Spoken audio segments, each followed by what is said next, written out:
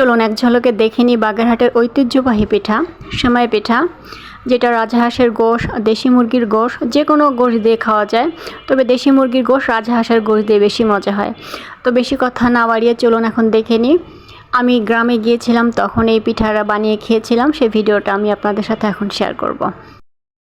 আমাকে এখন cake cake করা হবে, জবাই করা হবে। তুমি আজকে আমার পেটে যাবা।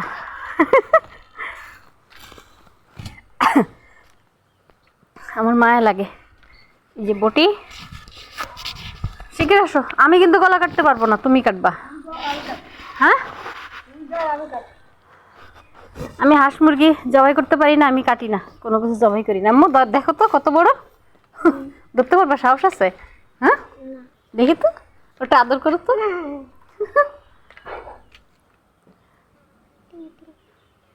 মায়া লাগে না আম্মু? আমি কি করবো, খাইতে হবে, কিছু করার নেই। হয়েছে। আমার বাগানে কি করো বসে বসে? মোরগ বাসি। মোরগ বাসো? নানু খাবে। নানু খাবে? এটা কি মোরগ? বড় মোরগ, দেশি মোরগ। বড় দেশি মোরগ না? আমার মার কষ্ট হচ্ছে। তুমি রাখো, এটা আমি কেটে দেবো না, রাখো, ওটা রাখো। এই যে সেদ্ধ সেদ্ধ না, আসলে গরম পানির মধ্যে দিচ্ছে, আগে নাড়ি বুড়ি বের করে নিচ্ছে, এই যে তারপরে এটা এখন বাছা হবে। যে এখন টান দিলে উঠে যাবে। আচ্ছা, আমি তোমার হেল্প করতেছি, দাঁড়াও। যে উঠে যাচ্ছে তো সব। আসলে আমি এটা কি করে ছিলে আনি আগে চামড়াটা। কিন্তু আমি যেহেতু বাগেরহাটের মেয়ে, যখনই আমার বাবার বাড়িতে যাওয়া হয়, আর এই পিঠাটা তো আমাকে খেতেই হবে, আর আমার অনেক পছন্দ। আমার মেয়েদেরও খুবই পছন্দের, যদিও ওর বাবা খুব একটা পছন্দ করে না, তারপরও আমাদের কারণে খাইতো। তো যখন আমরা এই পিঠাটা করি, প্রথমেই হচ্ছে আমরা আগে মুরগির তরকারিটা রান্না করে নিই, গোশটা রান্না করি।